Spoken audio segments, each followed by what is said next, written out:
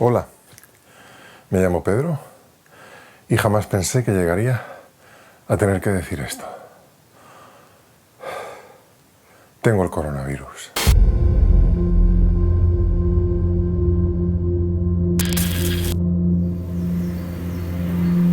La primera vez que escuché de ti, parecía todo mentira, muy lejano, historias inventadas.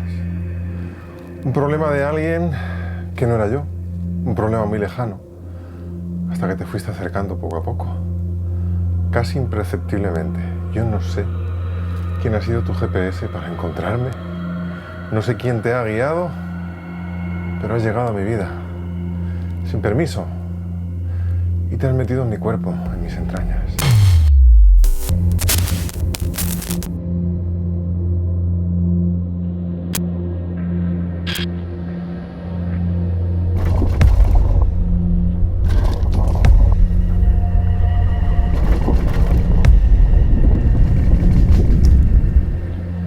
Suddenly my bones weakened, my strength is gone. Mon corps a subi des changements. La paura è apparsa. Da, multă frică. Rädslor, Dubbi, Incertitude. ovisshet. Unsicherheiten. Multă incertitudine. And what seemed to be a very distant thing, without asking permission, today is inside me. In mir drin. Dentro di me. Här inne.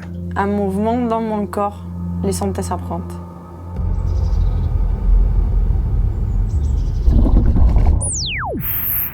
Caro coronavirus, Déjame ser claro contigo. Du kan ta bort min styrka. Tu peux affaiblir mon corps. Mi potresti impaurire e terrorizzare. Te rog, permitem să-ți povestesc ceva. I am not alone. io non sono sola. Ich bin nicht allein. No, porque alguien está a mi lado. Si prende cura di noi. Stödjer mig. Mă încurajează. I don't see him, but I feel him. Et quoi qu'il arrive, je sais qu'il y a quelqu'un qui me soutient. Wir sind nicht allein. Noi non siamo soli. Nous ne sommes pas seuls. Aldrig kommer vi att vara ensamma i det här livet. Dumnezeu este cu mine. Gott ist mit dir. God is with you. Dio è con me. Dios está a nuestro lado. Siempre.